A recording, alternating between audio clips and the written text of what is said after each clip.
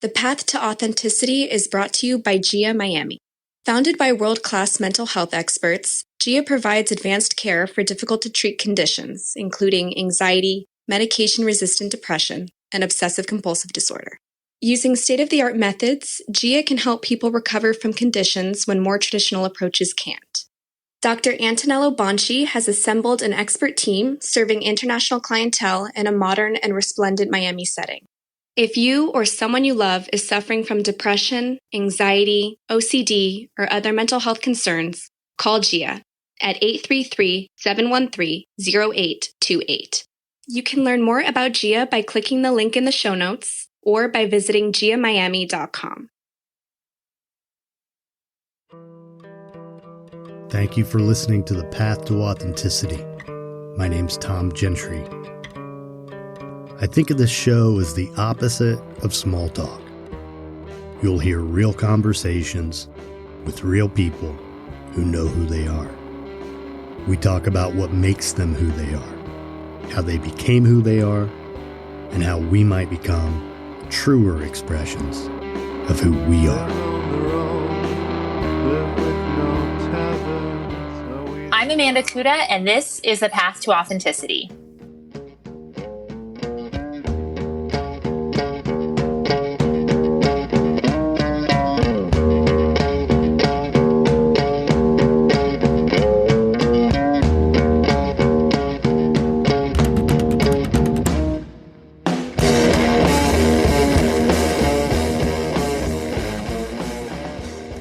If this is your first time here, thanks for checking it out. If not, thanks for coming back. I'm Tom Gentry, and this is The Path to Authenticity. Episode 199 for November 1st, 2022. We're already in November.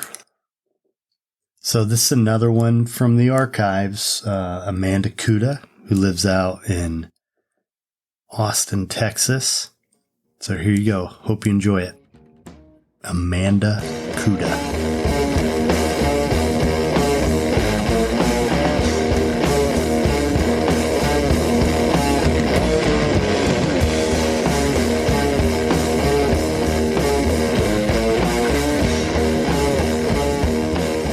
I find Instagram to be a little bit of a gold mine for guests. I've found so many different interesting people.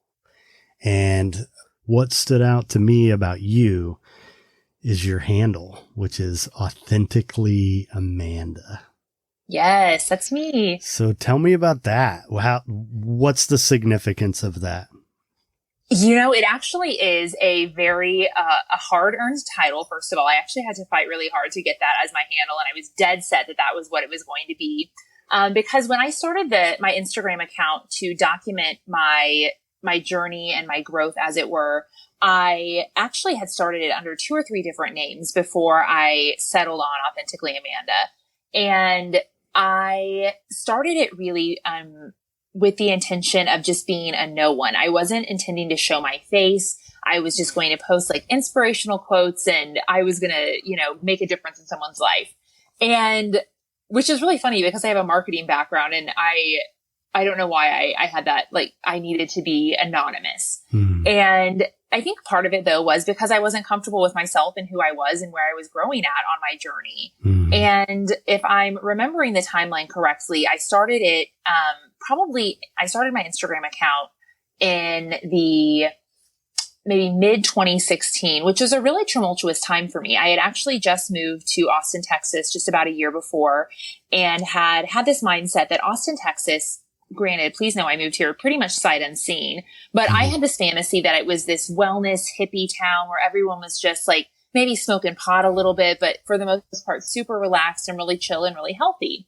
And what I failed to realize is that Austin, Texas is also a booming tech town, which means a lot of young people getting successful really quick and having very little to do with their time or money than to go out and party, which is exactly the lifestyle I was trying to escape. I was moving from the Midwest to Austin, and I really wanted to start to elevate my lifestyle. However, if you've ever heard the phrase, wherever you go, there you'll be, that's what happened.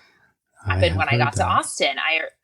Yeah, and it's so true. Like, you cannot run from yourself. You can certainly have a change of scenery that can help you to kind of level set, which I truly do believe. And I do not think that my life would have turned out the same had I tried to stay where I was.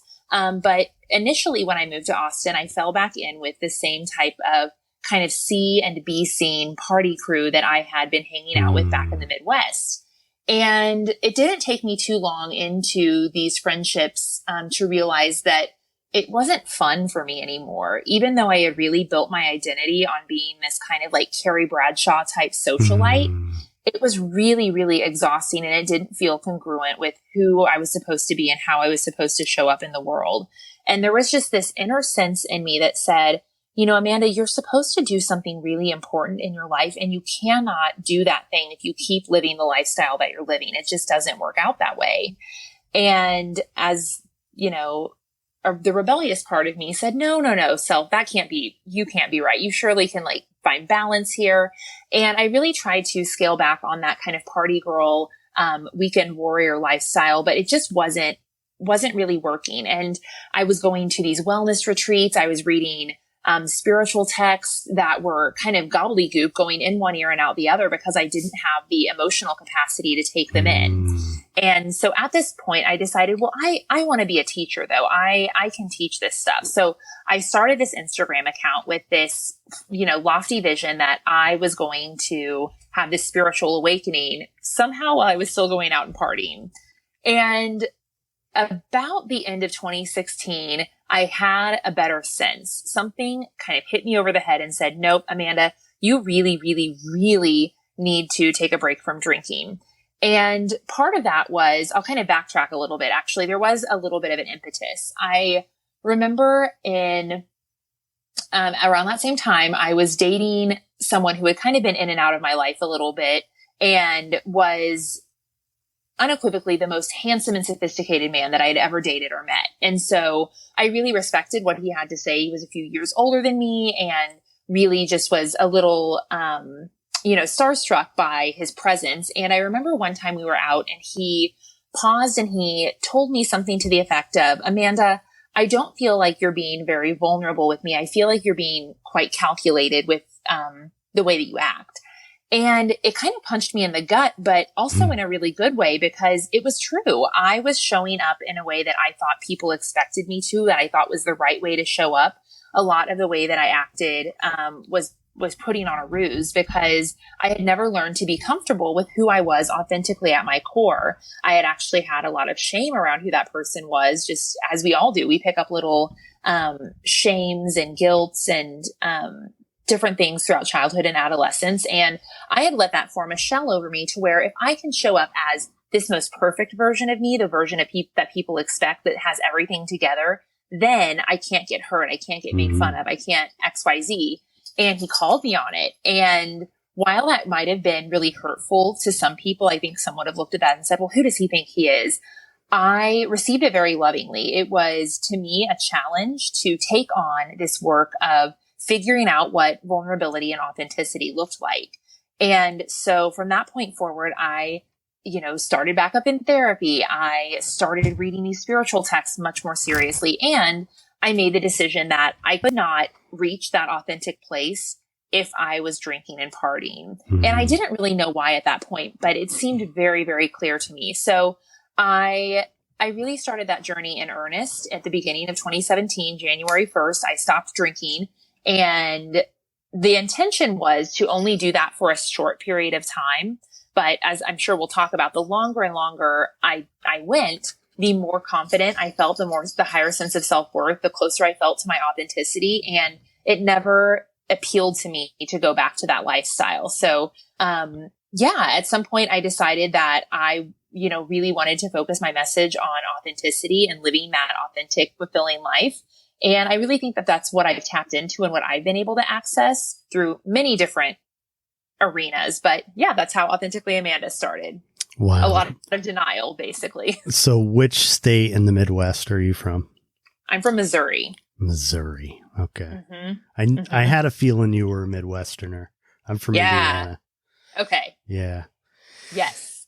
So It's interesting because I'm an addictions counselor, that's part of what I do. And I've kind of been in that world for over 20 years. And I was just saying to someone a couple days ago, we usually don't get better when we see the light. We get better when we feel the heat. Yeah. Yeah.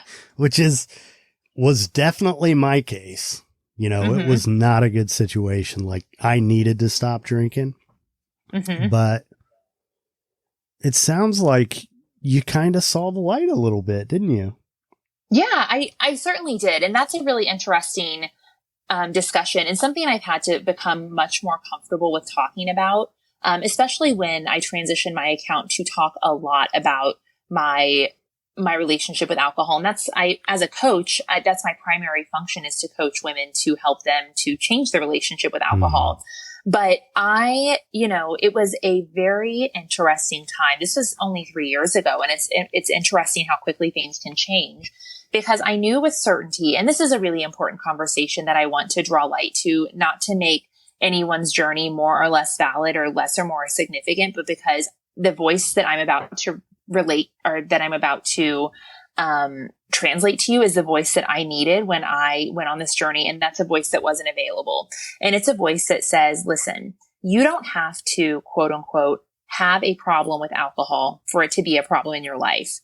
And 3 years ago, there was no messaging that said that. Now, of course, if you do have a problem, you're facing addiction, you're needing recovery, you need support and help, absolutely. That is an area where there are a tremendous amount of resources, and it's tantamount to admit you have a problem. That's the first step. But if there is a part of you that says, that doesn't feel congruent for me, the voice that I want to share is, that's okay. You don't have to go down that path if that's not what resonates with you. If you truly feel that you just don't want alcohol in your life anymore, that's okay. And there are people to help you still have a fulfilling life without it. And I was convinced, because there was no one talking about it, that it was just unheard of. It was impossible. And so really seeing the light was me having this revelation that, you know what, I don't have to go down a path that's not mine to go on. I also don't have to stay on this path that's not mine to be on, because that's what's considered normal. I can make my own path where I simply choose to give up alcohol and choose to rewrite my life, void of going to AA or recovery, and void of, becoming super religious or whatever other stigma they might put on people who don't drink. I can actually just choose to do this to be a healthy, whole version of me. And that's okay too. And so if anyone out there needs to hear that message, I just hope that it resonates, that you don't have to have a problem with alcohol for it to be a problem in your life. Wow. Well, we have a similar message, the whole authenticity thing is a key part of both of our messages. And the way I arrived at it, I've always written, and I've always been really interested in the media and worked in marketing, and, always kind of known that there's a book, but not sure what it is, but knew I didn't want it to be another book about someone's recovery.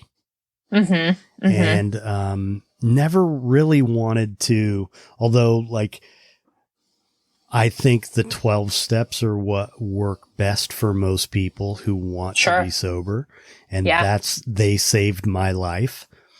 But I had this career in the industry, where I had all these resources that were available to me, authors I've met over the years, contacts. And so how do I use what I've learned in my career and the contacts that I have?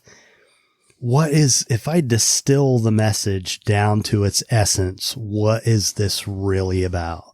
And it's really about being true to yourself. I drank the way I did because I didn't know how to be myself. And I did exactly what you did. I showed people the parts of myself I wasn't afraid to show them. Yeah. And when you do that, nobody really knows you. No, not at all. And I like that you talk about. And you don't know yourself. No. I mean, I was completely disconnected from myself. But I like that you mentioned that you talk about your relationship with alcohol, because that's really what it is.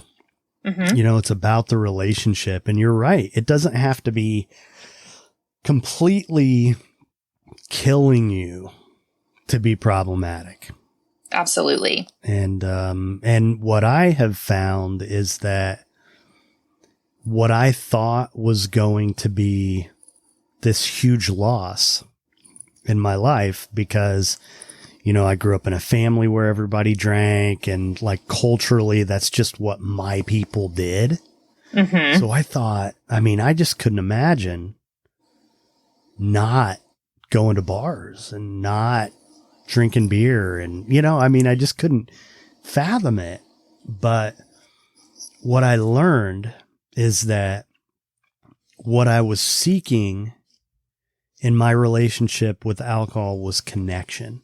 You know, from the very beginning, you know, I wanted to be able to connect with my dad, with my brothers, with my friends. That's really what the alcohol was about. It was an opportunity to connect and to share something. But when I put it down, then I learned how to really connect with people in a much more meaningful way. And so all of my relationships have taken on so much more depth than they ever had before. I mean, it's just a completely different framework through which to live. You know, it's so much more, who I am, you know? Yeah. And it's not that you're so completely different of a person than who you were as a drinker, but yeah, in some ways you are. And I agree that, I mean, I have so much to say that I could bounce off of what you just said, but you know, the further I get away from alcohol, the more clearly I can see some of the very important spiritual and psychological patterns that we put ourselves through, and some of the energy exchanges that we agree to when we're drinking that are completely subconscious. And that if people who are, you know, hoping, desiring, or even interested in living an enlightened life, were privy to, I think that it would change their way of thinking a little bit more quickly. And I'd love to share a couple of those just to kind of, offer a little bit of perspective to anyone who's on a path to, you know, find their authentic self or be a little more enlightened. Yeah. So what I realize is, yes, alcohol is definitely there to give us connection, or we're fed the lie that it does, right? You know, all of the things that we see as vulnerability, like love, connection, emotional expression, all of those things we are also told are made easier through alcohol, right? Alcohol makes the setting more romantic. It makes you feel and look sexy. It loosens up your inhibitions a little bit. Alcohol is something we bond over. Alcohol is something that gets your creative juices flowing. Alcohol is something that helps you build camaraderie with people, or helps you feel more comfortable around people who you might not feel super comfortable around at first. It helps lighten the mood, right? So we're told, oh, actually, you don't need to learn to do those things on your own. We've got a tool for that. Right. And it's false though. Every time you use a tool, it's like using the bumpers at the bowling alley, right? Every time you use the bumpers, it keeps you from learning how to actually bowl a strike, because you're never hitting the gutter. You're never, you know, you're going straight through. So then of course, when the bumpers come down after, you know, 20, 30 years of you using them, and you try to bowl down the center, of course you're going to hit the gutter several times, because you're just getting your emotional footing. But the other part of that I want to say is that when you're relying on something outside of yourself in that way, we feel bad about ourselves. We don't believe in ourselves. You're making a choice to not believe in yourself. Yes. Excellent. You're absolutely sending your subconscious a message about your own worth that's saying, I'm not capable of doing this on my own. So so we all know, like, I don't have to play dare officer here. We all know that alcohol isn't very good for us. For those of you who still think that there's like antioxidants in wine, they're beneficial. Let me give you the news that there's just as many antioxidants in grape juice. So like that argument is tired. But there's actually no health benefits. All of the studies that say that are like cosmopolitan studies. They're very bogus. So let's go with the understanding that alcohol is ethanol. It's a poison that you're ingesting in your body. If you're going to knowingly ingest a poison, you surely are thinking that there is some sort of magnificent benefit that's going to outweigh the fact that you're drinking poison. And so all of those benefits are kind of things we discussed. It helps you relax. It helps you connect. It helps you be more flirtatious and fun. It helps you have more fun. It helps you be more fun. And if you take and hold on to all of those concepts, kind of like you just said, and twist them on their head, what you are then inadvertently saying is, I'm not capable of being fun, sophisticated, funny, relaxed, intriguing, romantic. I'm not capable of accessing and achieving those feelings on my own. And I don't know what is a more terrible message to send to your own self-worth center than you're not capable. You don't have what it takes to perform these normal human emotions. So you need a substance to help you get there. Right? Yeah. Yeah. And you know, I mean, for me, where it really crossed the line was when I was in emotional distress, 18, 19 years old, trying to figure out, having made some mistakes about the course I was going to take in life and not feeling good about it. I was like, holy shit, now I'm stuck, and deep depression. And so that was when I chose intentionally to change the way I felt with alcohol, to self-medicate essentially. And that was like the invisible line for me, I think, that I really crossed over because it never works. Right. It doesn't work. We think it does, but it doesn't. It doesn't. No, it's a way to actually stunt your emotional growth, if anything else. If you really backtrack to the things that are hard for you to imagine doing without alcohol and consider that perhaps those are actually just areas where your emotional growth has not been allowed to fully develop.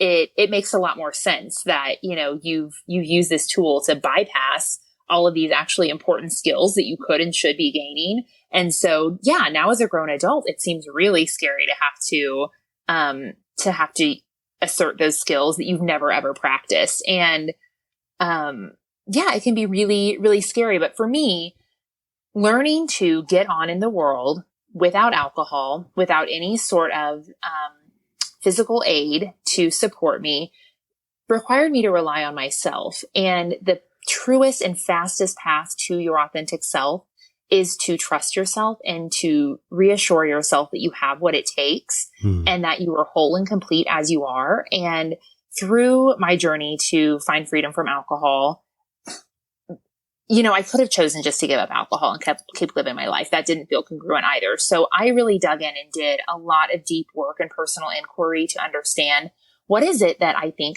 thought alcohol was giving me, and what is it that I feel lacking in myself, and how can I really, really work to cultivate those feelings naturally. And I think I've done a pretty good job in it. And though sometimes I do still slip into my like stage performance mode, I know what's under there, and I know who I am at my heart. But what you're really saying is you're still a human being.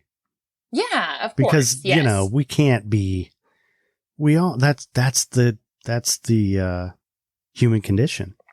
Yeah. The struggle, Wow. So 3 years into this. So what, in terms of, I could just go on and on about stuff you said too, but I want to hear about, like, you've talked about how it's affected you personally when you go out, and you, another layer, and you talk about like the people you've come in contact with and worked with. What's that been like to take this message out to people, and what kind of response have you gotten?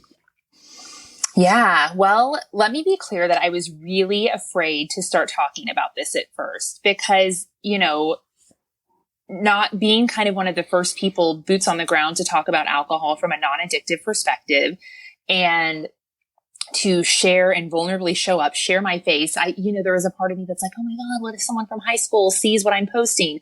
And honestly, I look back now, I'm like, who cares? Good for them. Like, I'm not trying to impress any of them. And what I realized is that if I have made this journey, if there was no one talking about it that I could find, then I have to trust that there are other people who need to hear this. And that is actually my moral responsibility to share what I have learned. And because I went beyond just making the decision to quit drinking, because I went on a deep dive into personal inquiry and spiritual development, I knew that I had something that was kind of like, a process that I could replicate and share with other people. And sure enough, as I started to share this, people started to kind of raise their hand and say, oh my God, I resonate so much with that. Tell me more. Can you help me? Can you guide me? Because, geez, if I would have had someone to help me navigate the stumbling blocks that I had to come across, heck yes, I would have raised my hand and said yes to that. And so I've started to automatically attract people who want me to support them, which is great because naturally I'm a coach and I had been doing business coaching before and wanted to step into something a little more personal development and holistically focused. So it gave me the gift of getting to follow my passion without me even having to really do the marketing research and niche down. My niche came to me because I was my niche, right? And that's how most beautiful coaching and mentor practices start, that you have something that you figured out and other people need it. But even more than that, just on an energetic perspective in terms of relationships in general, I have started to vibrate at a higher frequency. And what happened when you change paths is automatically, yes, you're afraid you're going to lose all of your friends. And sometimes you do, and that's okay because you're now at a different level. And not that my friends before or people who have been in my life in the past are bad people, because I still keep in touch with so many of them and have deeper and better relationships. But also a lot of those relationships fell off to make room for new higher vibe frequencies that are higher vibe relationships that match my current frequency. And that goes for business relationships, romantic relationships, friendships, all of those things upgraded without very much effort on my own, just because you kind of start to become a magnet for what's a match for you when you do the work. Kinda. Yeah. Or you do. Oh, no, you absolutely do. I mean, I think one of the ways that I've seen this throughout my life and everybody's life who I've been, water seeks its own level. Mm-hmm. So where I am in my emotional growth, that's who I'm going to attract.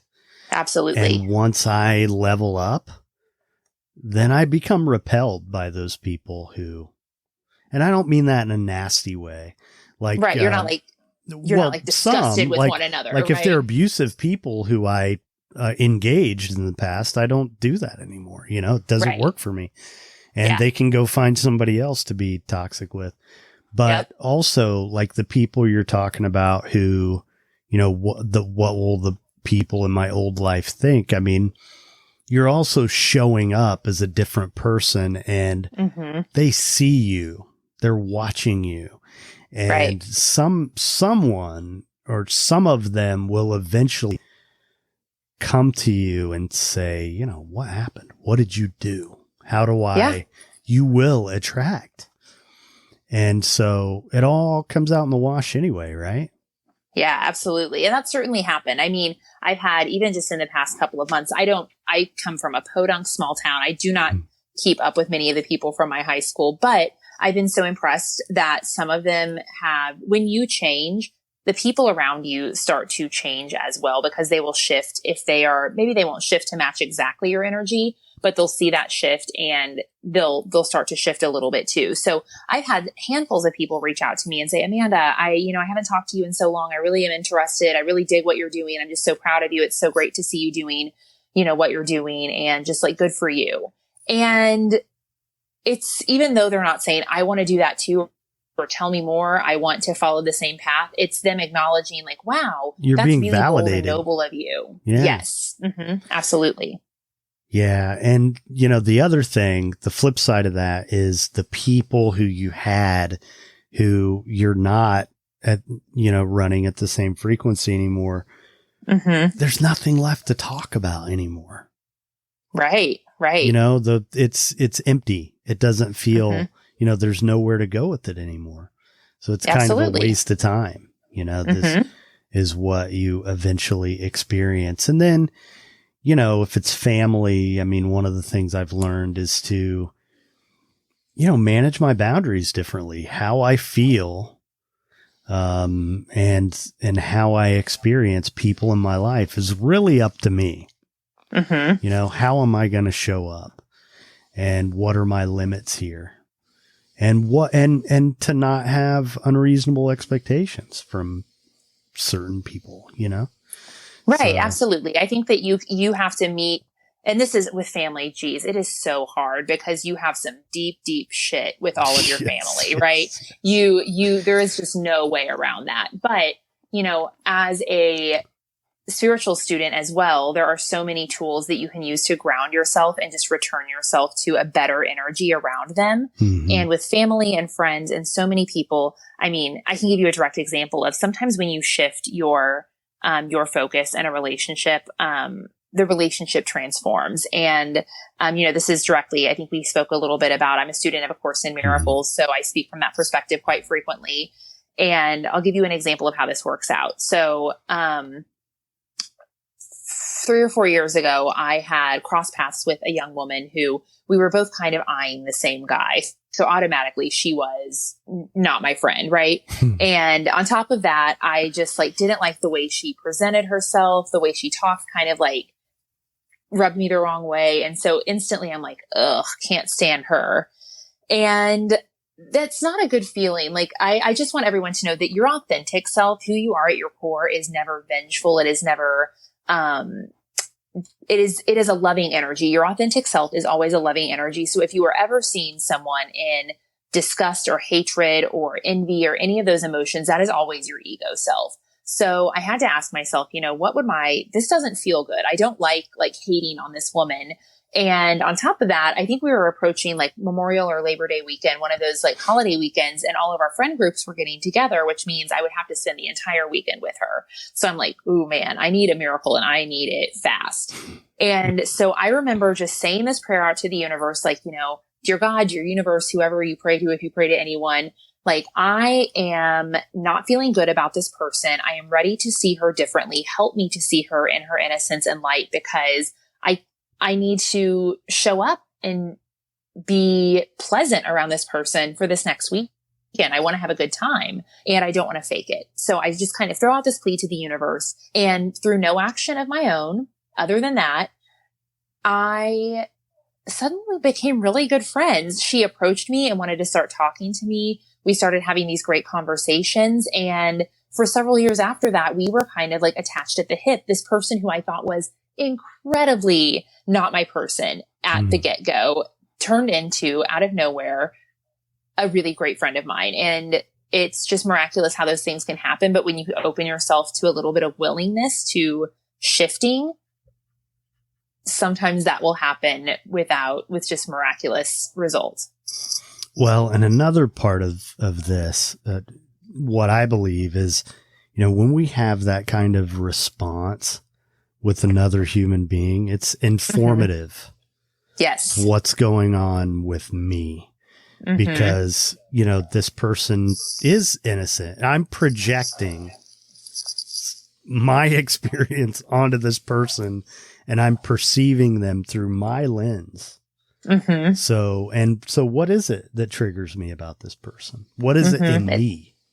Yes. It's always a lesson and an opportunity to heal something. Absolutely.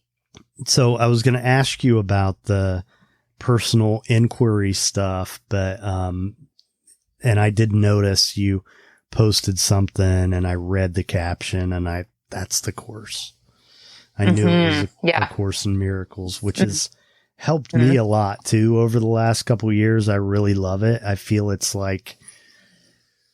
it's just something from a spiritual standpoint, the way you see the world through that lens is just something I've always kind of thirsted for, I think. And it makes a lot of things easier when you use the lessons from the course, especially relationships. Absolutely. So how'd you find the course? Oh, geez. I found the course. I definitely purchased it, the book, which is like, it's very large. It's like Bible size, right? Yeah. And not to compare it to the Bible, but it is a metaphysical text. So for those of you who aren't familiar, it's a profound, channeled metaphysical text that just really teaches that there are either two states in life. One is fear and one is love. And fear is false. But we've been taught to believe it is true. And we can quickly and easily make a shift in perception from fear to love if we simply align ourselves with loving energy and ask for a miracle and open ourselves up to that, because our free will would have us go towards fear because that's what's native to us. But as soon as we open up our consciousness and let someone else take the wheel a little bit, we can be realigned towards love. And a miracle is simply a shift in perception from fear to love. You just articulated that very, very well. Thank you. I just did it really on the fly. No, so that was really, great. It was just me speaking, through my heart, because it's a very beautiful text that teaches a very simplistic message, yet in a very difficult to digest format if you are not rooted in yourself. So I'm actually rereading it right now. It took me a long time to read the course, but I'm rereading it right now. And I know that the parts that I'm reading, as I'm going through right now, are the parts that I read while I was still in my party girl phase. And it's just so profound how the message resonates so much more quickly and more deeply now that I am a clear-minded person. And so I forget what your question was, though, because I want to answer. Well, I was talking about personal inquiry. I was asking about that. But so I want to ask you, so have you ever been to a group to study the course or no? I have. I actually, a few years ago, I would go, there is a group that meets here every like Wednesday night or something, and they would read and discuss. And so I did that for a while. But honestly, most of my work was self-study. Oh, I remember you asked, where did I learn about the course? So when I was going through this phase of, I want to be enlightened, but I don't want to quit drinking. Let's do both of those. I saw a Reiki master who really kind of took me under his wing, and he told me I needed to read Dr. Wayne Dyer's The Power of Intention. He told me it changed his life, and as soon as he read it, things started to shift. And I believed it deep in my soul. And I said, yes, I want to read that book because I want things to shift in my life. I believe it can happen. So I bought The Power of Intention. I read it, and it was difficult for someone who is just trying to open their mind to this different way of being, this more positive minded way of thinking, this more enlightened, just nomenclature was very, very hard. And it's not actually a hard book to read now that I go back, but it was challenging at the time. And through that, I got exposed to, through Wayne Dyer, I got exposed to Marianne Williamson. Marianne Williamson, of course, is one of the most profound teachers of A Course in Miracles, and just started kind of going down that rabbit hole. Like, okay, I want to learn more about this. This feels good and it feels right. And since then, it has been a tremendous part. All of these texts and teachers have been a part of my spiritual journey. So, we're all searching for something. And if, that's kind of what this all boils down to, whether you were drinking or not, you were on a search. And when did that start? How young were you when you realized I'm meant for something more than this? Oh, heck. I was, if we're being honest, I was a really little kid. I remember having this sense that I was meant for something special. I remember even having little thoughts of me being like a teacher on a stage, but it just, I came from a very podunk town in the middle of Missouri. So I came from a town called Mexico, Missouri. And there was this is, the 90s, 80s and 90s. I didn't have any concept of what a teacher looks like outside of a preacher at the church or my second grade teacher. Right. And so but I remember thinking and having this sense of knowing that there was something special in my heart that I needed to share. But I will tell you, and I want to say this because I know that there are people listening who this will resonate with, that sense of, having something special, is also something that makes you feel a little alienated, because you can also sense that maybe the other kids who are playing with Barbies aren't like quite on that level. And I think it's also what leads you to stray from yourself, because you're trying to find camaraderie with your peers and your contemporaries, and you still have this like other sense of knowing that you can't quite explain, and your teachers and your parents don't, quite know what to do with you there. So you're forced to, if you want to not be a huge weirdo, dull yourself down to the level of everyone else around you. Well, that's what you did when you drank, right? That's what you were doing. It's the most brilliant tool to do that. And, but it definitely started much younger than that. It started probably first or second grade. I kind of had this sense that I was a little different, that I was, not quite where I was supposed to be in life. And then when I met this Reiki master, I think I was probably like 28 or so, 27 or 28. And he's the one who really guided me and said, kind of reassured me that the feelings that I had, like I wasn't even verbalizing, that there was something special that I needed to explore.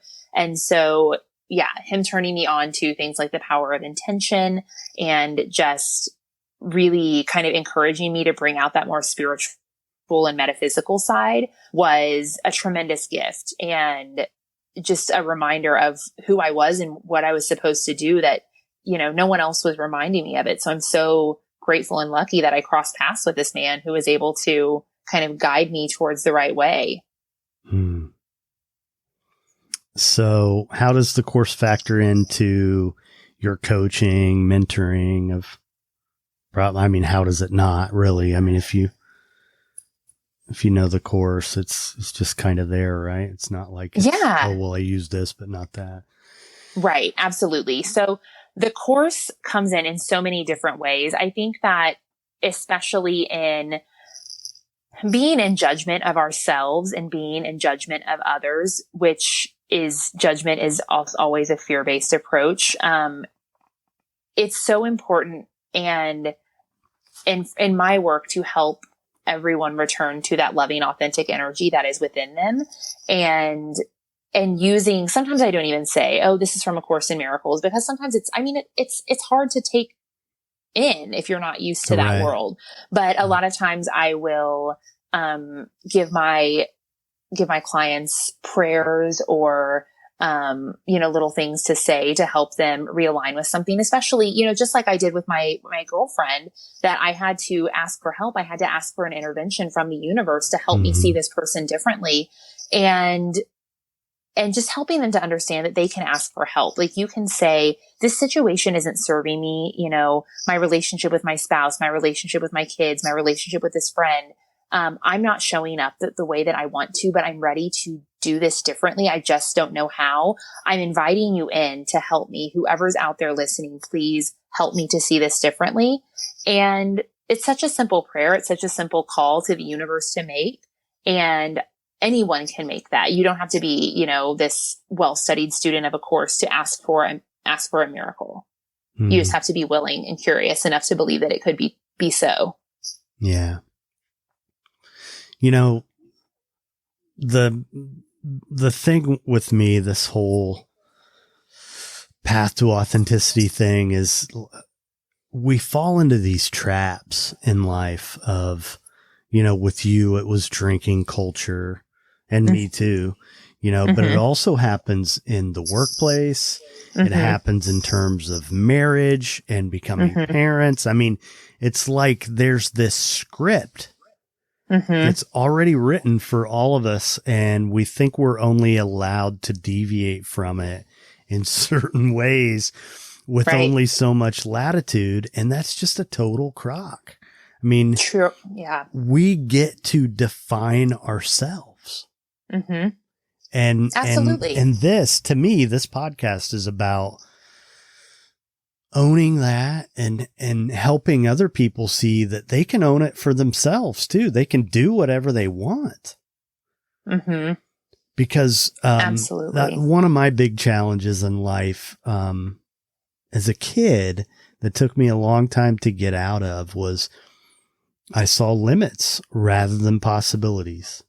Mm-hmm. And it's part of, there are reasons for that. The atmosphere I grew up in, but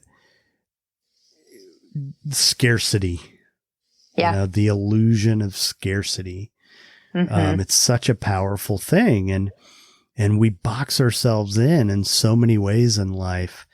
And, you can be an adult who's happy and social, but doesn't drink. And it doesn't matter what anybody thinks about that. Right. Or It's just you so can be a important to single remember. person who isn't looking to get married anytime soon or whatever, Yeah, we get to be who we want to be. for sure. And the thing that I think so often forget, because we've taken on so much programming, is sometimes we trick ourselves into thinking we're being who we want to be. And it's such a lie. I mean, I thought forever that I was supposed to be acting in a certain, I call what I had, Carrie Bradshaw syndrome, because I thought that to be a successful, fabulous, sexy, intriguing young woman, you needed to be like Carrie Bradshaw. Even though I knew that was a fantasy, I knew that. And for those of you who don't know, she's the star of Sex and the City. And I thought that that's the persona I needed to take on in order to have the things that she had. And that was a persona I picked up in adolescence. And when I was smart enough to know better, kind of, not really, but just think of all the little personas we take on from the point that we are children that our parents unwittingly push on us because they teach us what is good, bad, right, or wrong. And that our teachers put on us because they teach us what is good, bad, right, or wrong. Or that our friends or our aunts or our uncles or any sort of attachment or authority figure in our life teaches us from the moment that we feel like the tiniest bit of shame around something and we decide we never want to feel that again, or the time we feel the tiniest bit of pride from something that maybe we don't even like doing, but we'll keep doing it because it's made us feel connected to someone. Mm-hmm. And so we take on those ways of being that certainly people, if they had their best intentions, would have never imposed on us. But our mind is so young and naive that we just start doing it and don't really realize it's not part of our authentic makeup until we have the wherewithal to pause and say, wait a second, who was I before I became who the world wanted me to be? Yeah. And, one of the things I'm thinking about all through this conversation is that, you being a coach, I do some coaching. I work with a lot of young guys and not so young guys, but, this is what in large part is missing from our culture. Mentorship, that kind of connection where, especially with guys, like, guys of different ages coming together from a place of love to be there for each other and be connected to each other because we do need it. Sure. Yep. Young men need the admiration of older men. Mm-hmm. And there's just so much BS in our culture that, we don't have any like real rites of passage aside from some religious practice, and we're just so disconnected from ourselves. And, that's what I'm doing with my work. Mm-hmm. I'm helping people become more connected with themselves. Mm-hmm. That's really what it's all about. Yeah.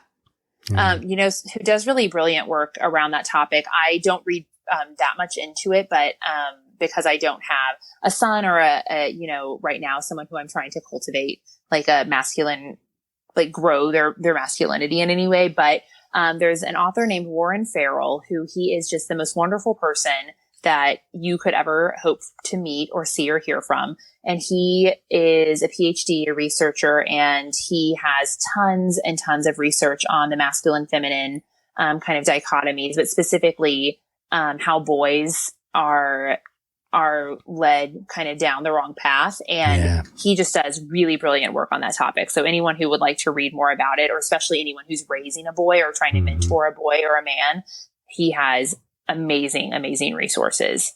Well, I'm going to look into it because that's, that's another, I'm doing a series with this show called Getting Real About Manhood. One of the episodes came out today. Because that's one of my passions. We need to teach each other. We need to do a better job of teaching each other how to be men. And, we've just kind of been on cruise control with it and have, gone along with a lot of assumptions, a lot of them based on desensitizing ourselves from emotions. Absolutely. With alcohol and a million other things. Yep. But it's fake. I mean, it's fake. And just like going back to the social lubricant aspect of alcohol, right? And this came up in another conversation in an episode, I think recently, but if you're a guy and you're going to approach a woman to let her know that it's a vulnerable act. Yeah. And to go to a bar and do that where, everybody's altering their consciousness. That's what's happening. Yep. Everybody's altering their consciousness so they don't have to feel the fright of actually revealing myself to another human being and the vulnerability of risking rejection. That's not a very powerful move for a guy. No. But you know what? Walking up to a woman in the grocery store, cold, sober. Yep. That's a bold move. Yes, absolutely. And it takes guts to do that. It takes guts. It takes courage. And, we're so inclined to just avoid fear when, and as men, I think, judge ourselves if we feel fear. When the truth is we all feel fear, and courage is going through it. It's not the absence of fear. It's the resistance to it. That's Mark Twain. Right. One of my favorite quotes. Yes. Yeah. So, man, I could just go on and on with you. So what's next for you? What's big stuff on the horizon for you? What are you doing? Yeah. So I am, my coaching practice is pretty lively. I paused. I have been doing group programs exclusively, and I paused all of those this year because I felt called to really work with the women that I'm working with one-on-one on a deeper, more impactful level. So I'm doing, I still have, one-on-one clients that I take on, and, I also have a couple of courses that are actually really interesting. Primarily, I work with females. I work with high achieving women who are drinking in the gray area and are ready to up-level their lives and find their authentic selves. And they realize that alcohol is getting in the way. So I work with people all over the spectrum. I felt much more called recently to work with people who are on a journey of spiritual enlightenment in some way as well. So women who identify as spiritual, as light workers, as healers, people kind of in that vein. But then, of course, I take on anyone who's ready really just to transform and grow their lives and is willing to cut out alcohol in the process. And it's really just been such important work for me, because what I see is that, yes, there are women who are out there who are just going too far no matter what. But I want to speak to the women who are kind of struggling a little bit with how much they drink. They know that their life could be better without it, because how I see those women are like they've just kind of been tethered to the ground. They're like a slingshot, a giant slingshot that's been tethered and pulled back. And once you release them from that bind of alcohol that's been really just helping them to play small, they can go so far so quickly, and they can self-actualize, and they can succeed, and they can find that authenticity, and they can do the big impactful things that they were meant to do in this life. And I feel that it's my message and my purpose right now to help those women stop self-sabotaging and to actually show up for themselves and get out of their own way. And I'm just so passionate and lit up about it. So if anyone is called to do that kind of work, I would love to talk to you. I also have a kind of lower barrier to entry course that's just a 30-day alcohol-free program for someone who's kind of testing the waters, and a program that I really love that is really, really excellent. I don't talk about it nearly enough. That's a mindful dating course that helps you kind of resituate yourself to date a bit more mindfully, specifically as an alcohol-free woman. Mm. Yeah, so that's what I got going on. Informed with the course? It is a little bit. It's really about, we're living in this digital age where we're thrown so many options of how we can date, and the landscape has really changed, and not for the better. And it gives us a lot, many people who use dating apps or have tried to navigate the dating scene. It's easy to get a little jaded really quickly and kind of have this attitude of, there's only players on those apps, or I'm only, I'll never meet someone XYZ. And so much of it is a mindset shift and a willingness to go from lack to abundance mentality. And I have some really excellent tools to help you make those shifts and transitions and approach the scene more mindfully, because it's all about how you go into it. Your results are 100% dictated by how you approach the situation. And if you can be taught to approach the situation completely differently than anyone else who's out on the dating scene, you're absolutely going to get better results. One of the things that the course has helped me with that part of my life a lot, in terms of what I'm looking for, what I want, how I experience it, how I express my wants to a potential partner. But what it helped me understand is that, when I have this deep feeling of love for someone else, that's inside me. Yeah. That's my love. That's inside me. And it would be there. That person just helped me tap into it. Yeah. It doesn't even mean that person is the right one to receive it, or even but that we have that. We don't need to go get it from someone else. Right. We need to tap into it and stay connected to it. And then the other part of it is that, back to what we do to ourselves and our culture with long-term relationships. We make these agreements. Okay, you and I met, we really like each other. We see a possible future. So I'm going to sign my name in blood to say, I'm going to be with you forever, and you're going to do the same thing. And we won't allow any other possibility to enter our minds. And it's just like, why would you do that?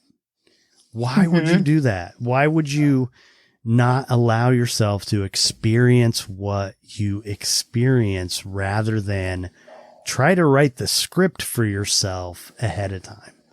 Right. And what the course has taught me is possible is, okay, you and I obviously connect.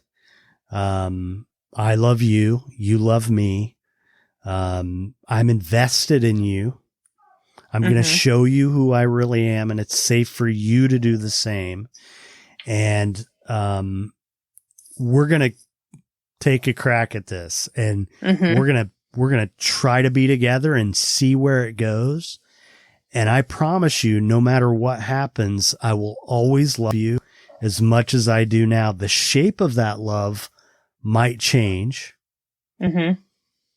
but I'm going to love you no matter what. And to really love another person is to leave room for the possibility that they might be happier and better off without me. No, absolutely. And that, so many times we get caught up in our own narrative and making our own decisions that we get stuck on. And not that this is not to trash, like, I'm pro marriage, I'm pro long-term relationships, but so, it's also sometimes we obsess over something because we think it is the outcome that, I can't tell you how many times I've heard someone say, I don't want to break up with so-and-so, because then I'd be single and I don't want to be single again. I'm like, what's worse, being single or being in a relationship with someone who you have love for, but you don't love?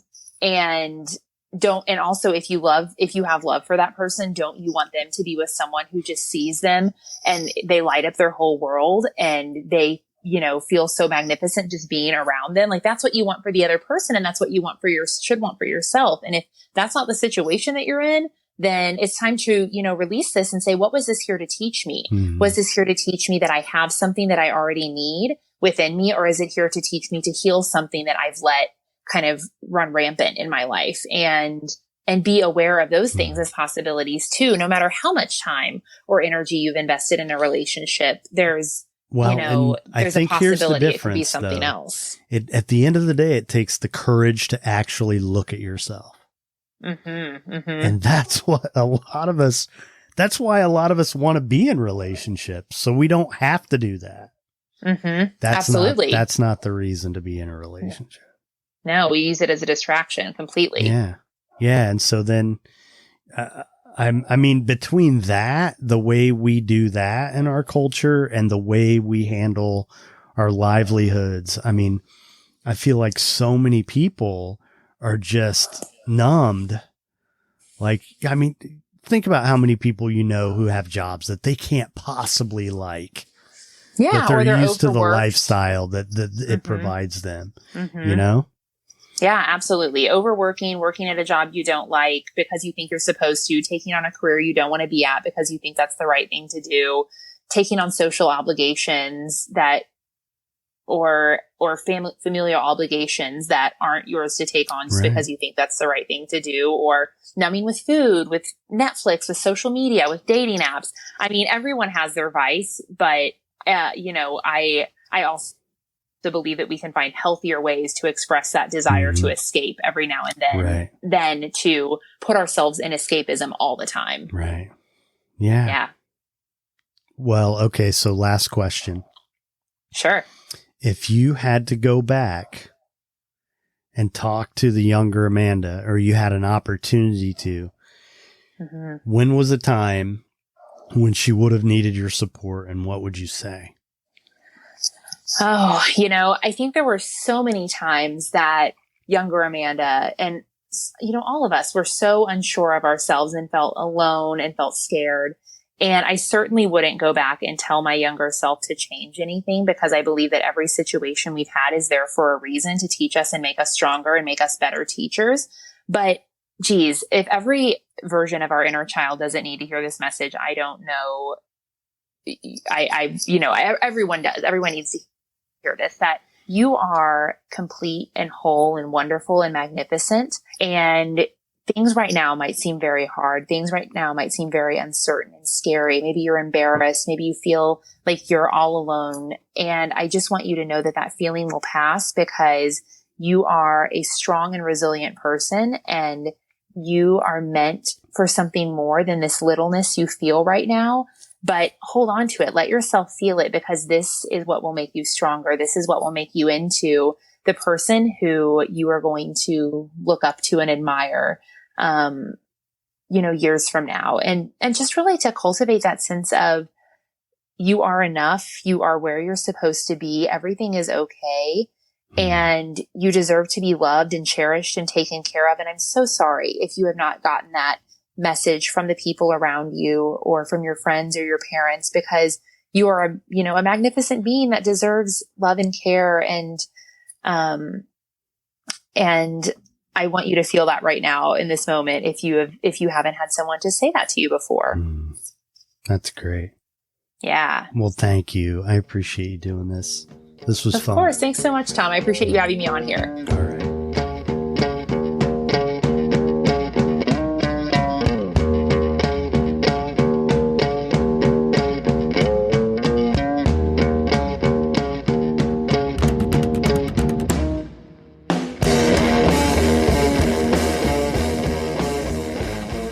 All right, there you go. Another episode in the books. Thanks for listening.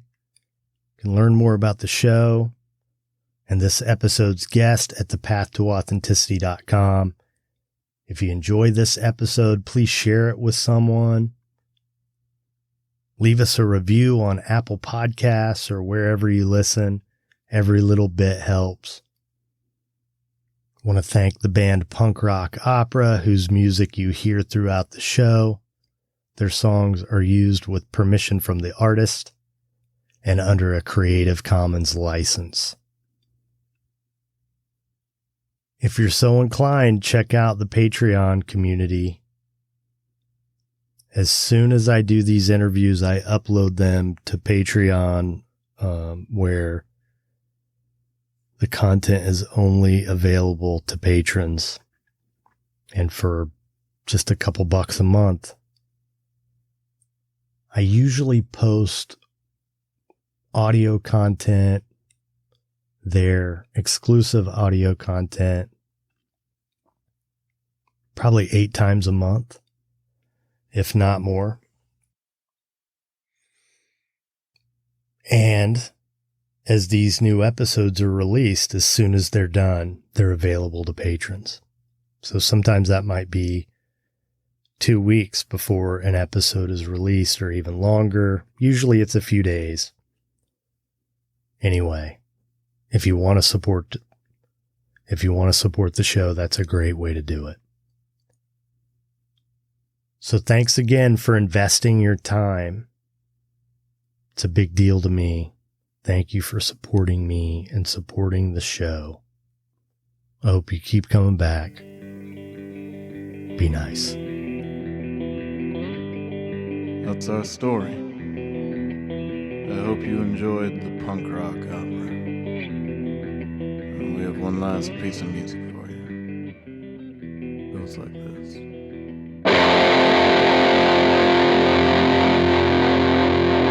Okay, go.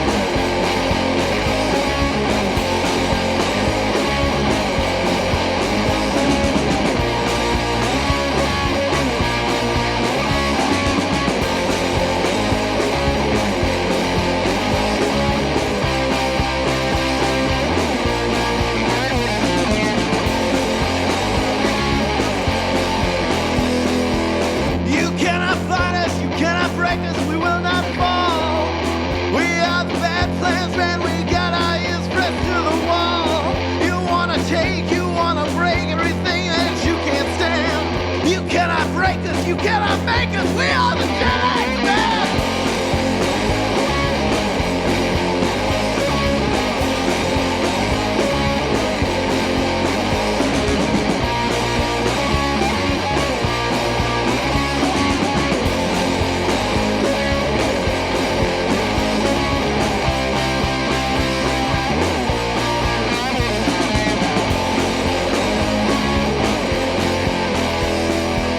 We're just the losers that lived up the street, living on these chords, simple beats.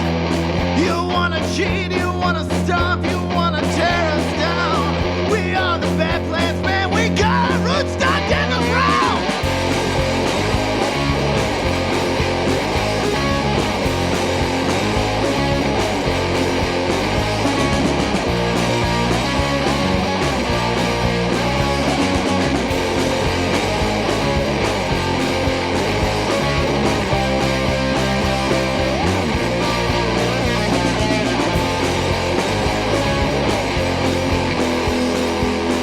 Musical generation, self-made bands.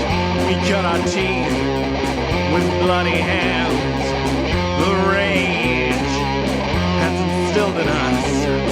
Can feed a crowd, give them a rush.